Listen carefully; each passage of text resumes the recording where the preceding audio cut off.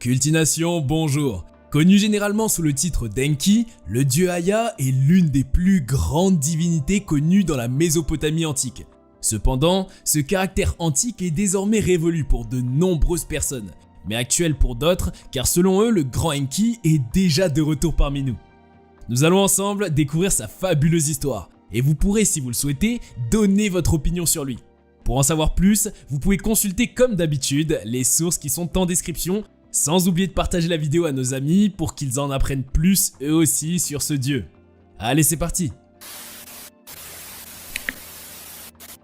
Qui est réellement le dieu Enki?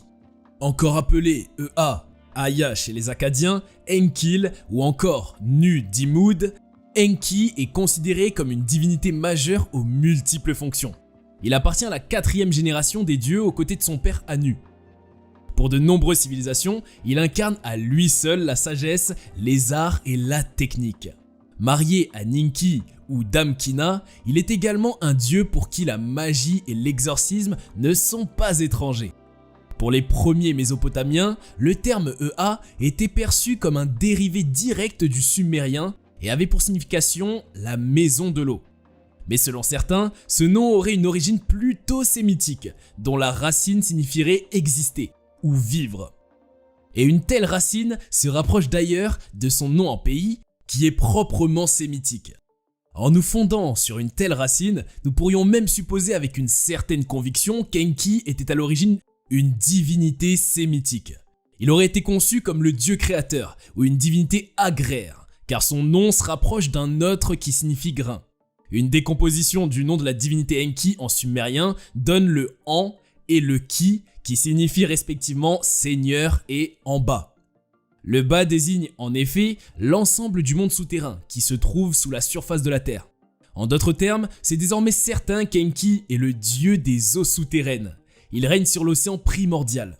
Selon la cosmologie de la Mésopotamie, ces eaux coulent à travers l'abîme, une zone perçue comme le vide existant entre toutes les eaux souterraines et le monde des enfers. C'est d'ailleurs un dieu qui est souvent cité dans plusieurs textes sumériens, à la différence qu'il apparaît sous le nom de Nu-Dimud ou Nishi-Kujo. Peu importe ses origines, les pays sumériens reconnaissent Ea comme le premier dieu de la forme Enki. Eridu est la zone où il a le privilège d'avoir un lieu de culte propre à lui. À l'image de la plupart des autres divinités de la région, après la disparition du peuple sumérien environ 2000 ans après Jésus-Christ, Enki prit le nom de Ea. Néanmoins, bien que la basse Mésopotamie se soit métamorphosée et devient un pays totalement sémite, Enki garde la totalité de ses attributs. Même si d'après certaines idéologies développées dans le temps, la figue d'Ea avait pris ses sources de la rencontre entre une divinité sémitique et une autre sumérienne. Il est difficile et même impossible de définir avec précision les aspects que lui confère la seconde source. Par ailleurs, en étudiant de près la généalogie qui se trouve dans les mythes de la Mésopotamie, nous pouvons affirmer qu'il est le fils d'Anu, le dieu du ciel, et de la déesse Namu. Il est désigné comme le frère du roi des dieux, le dieu Enlil. Avec la déesse Damgal-Nuna, qui est sa parèdre, il eut une progéniture bien nombreuse. D'après les théologiens de Babylone, le dieu Marduk est l'un des fils d'Enki. Il lui confère d'ailleurs plusieurs traits qui sont tout aussi présents chez le dieu Assar-Loui. Assar-Loui est non seulement le dieu de l'exorcisme, mais également l'un des fils les plus en vue d'Enki. Dans la grande cour des dieux qui viennent en aide à Enki dans l'exercice de ses fonctions, Izimud, encore connu sous le nom d'Ushmu, est le plus important. C'est en effet le dieu aux deux visages, qui avait la fonction de vizir. Comment se présente le dieu Enki selon la mythologie? Selon la mythologie, le dieu Enki aurait à la fois l'apparence d'un homme et d'un poisson. En effet, la forme grécisée de son nom Oannes est une légère déformation du nom assyrien Ea Nunu qui signifie Ea poisson. De même, la forme transcrite par Hyginus et Eannes en a conservé la dénomination suméro-akkadienne Ea-An, qui signifie aussi Ea poisson. Cette étymologie, bien qu'étrange, est en harmonie parfaite avec la description que Béroz a transmise de cette divinité. Béroz était un prêtre chaldéen, astronome et historien né à Babylone. De sa déclaration, on retient que le dieu Enki avait tout le corps d'un poisson, mais au-dessous de sa tête de poisson, Une seconde tête qui était celle d'un homme se dessinait. Au niveau de ses pieds, des pieds d'être humain sortaient de sa queue. Son image est conservée jusqu'à ce jour. Cette description est d'ailleurs conforme au dire de l'historien de la Chaldée qui détenait les sculptures des palais assyriens sur les cylindres en pierre dure et dans certaines figurines de terre cuite qui proviennent de la Babylonie. De sa part, il disait apercevoir la figure étrange d'un être muni d'une queue d'aigle et couvert d'une énorme peau de poisson dont la gueule béante se dresse au-dessus de sa tête et dont le corps sur ses épaules. Toujours Béroz, certaines fois, sous la forme d'un buste humain coiffé de la tiare et terminé en queue de poisson, ce dieu à la forme de poisson est figuré nageant à la tête de la flotte des Assyriens. Soulignons que sous cet aspect, il est confondu avec une de ses émanations secondaires, le dieu Bel-Dagon. Le dieu Enki serait la lumière divine, l'intelligence qui dirige l'univers. Le dieu Enki a conquis plusieurs civilisations. En dehors de la Mésopotamie, c'est un dieu qui était attesté dans la Syrie antique aux alentours du XIVe siècle avant Jésus-Christ, du même qu'à Mari, au commencement du second millénaire avant Jésus-Christ. Même s'il reprend plus tard son caractère d'Enki, il était connu dans ces pays sous le nom d'Aya. Faites attention à ne pas faire une confusion entre lui et la déesse Aya. Cette dernière, bien qu'étant une déesse de la Mésopotamie, n'est tout autre que la compagnonne du dieu soleil, connue sous le nom de Shamash. Chez les Ourites, en Asie mineure, durant l'Antiquité, Enki était également un dieu populaire qui domine une bonne partie de la Syrie et toute la haute Mésopotamie. Sa popularité était telle qu'il a même été inscrit dans leur mythologie au cours du second millénaire avant Jésus-Christ.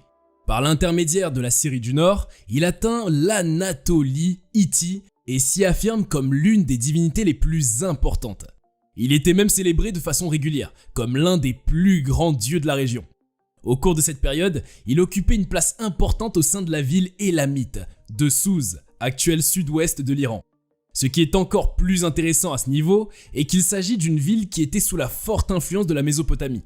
Au sein de ce pays, il était très souvent assimilé au puissant Napirisha, qui est aussi un dieu des eaux souterraines. Dans les textes religieux, Enki joue le rôle de créateur, de démiurge et de gouverneur de l'humanité. Enki est l'Oannès des fragments de Béroz, le Annès d'Hyginus et l'Os d'Eladius. On a vu en lui le pendant du dieu Thoth de l'Égypte et du Taout de la Phénicie, et comme eux, auteur de toute science et de toute civilisation. Il reçoit dans les inscriptions les qualifications d'antique, de père des dieux, de seigneur du monde inférieur, seigneur des ténèbres, maître des trésors cachés, celui qui fait parcourir au soleil les 4 régions du ciel. Enki, dieu des techniques, de la magie et de la sagesse. En dehors de toutes ces dénominations, Enki est également connu comme le révélateur de l'astronomie, l'inventeur de l'écriture et de tous les arts. C'est lui qui aurait appris aux humains comment le monde avait été formé et serait même l'auteur de la genèse mésopotamienne. Il est aussi appelé le Seigneur de la sagesse. Il s'agit là d'un terme d'acceptation assez large, à travers lequel il faut comprendre l'ensemble des savoir-faire, de même que les facultés intellectuelles dont il dispose. Autrement dit, il est le patron des savants, mais aussi de tous les artistes et artisans. Mais mis à part cela, il a également d'autres fonctions très intéressantes, que sont la magie et l'exorcisme.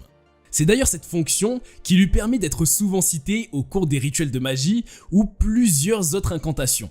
À titre illustratif, Adam Fackelstein est un assyriologue qui a pu identifier plusieurs rituels d'exorcisme qui se présentent sous la forme d'un dialogue entre Marduk et le dieu Enki. Ainsi, il a remarqué que, dans un premier temps, Marduk décrit en totalité l'état de son patient. Ensuite, il s'apitoie sur le sort de ce dernier, demandant par la même occasion à Enki de l'aider à avoir le rituel adéquat.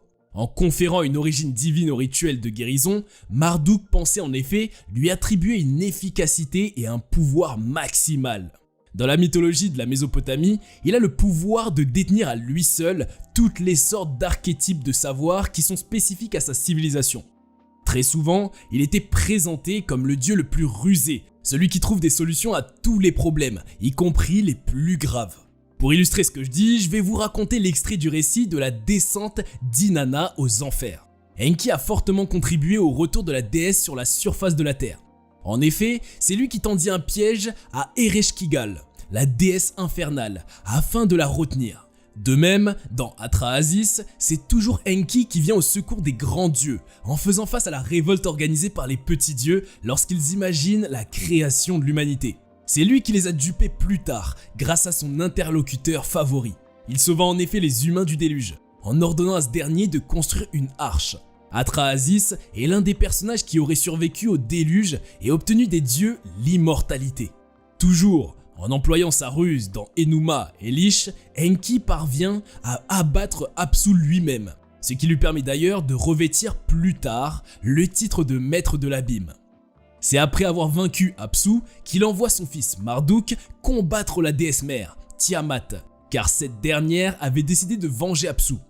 Enki a également remporté plusieurs batailles intellectuelles, notamment quand il trouva des fonctions à l'ensemble des humains mal formés qu'a créé Nima. Je sais, ça fait beaucoup de références historiques là, mais je suis obligé de vous recourir à ces histoires pour illustrer cette partie de la vidéo. Continuons avec le mythe d'Adapa. Dans ce mythe, le dieu Enki vient à plusieurs reprises au secours du personnage éponyme de l'œuvre, qui n'était tout autre que son serviteur Adapa. Enki a en effet aidé ce dernier à survivre à la colère divine qui était présente, en fracassant les ailes de l'oiseau du vent du sud. En usant toujours de sa sagesse, il dupa Adapa et l'empêcha d'accéder à la divinité afin qu'il puisse demeurer son serviteur. L'unique malheur qu'il aurait subi est relaté par le mythe Inanna et Enki. En effet, la déesse Inanna est parvenue à lui retirer ses aptitudes en le poussant pendant un banquet à boire. Cependant, cet échec n'entache point sa réputation, car son intelligence et sa ruse restent et demeurent des motifs récurrents dans la mythologie de la Mésopotamie.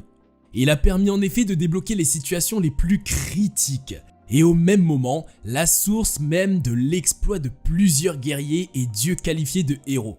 C'est un aspect qui a même été exporté, puisqu'il est raconté dans de nombreux récits du cycle hourrite de Kumarbi.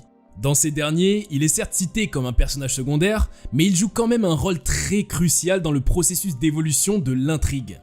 L'exemple le plus palpable est que c'est lui qui a fourni au dieu Teshub les armes nécessaires afin de vaincre le puissant monstre Ulikumi.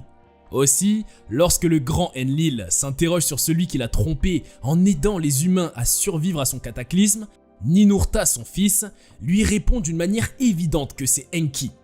Selon lui, personne hormis Enki n'aurait pu mener à bien une telle chose, vu qu'il est capable de tout faire. Enki, grand créateur et ordonnateur. Inventeur et défenseur des humains, maître de toutes les opérations d'exorcisme, Enki est le père de Marduk et qui résidait au temple de l'Apsu dans la ville d'Eridu.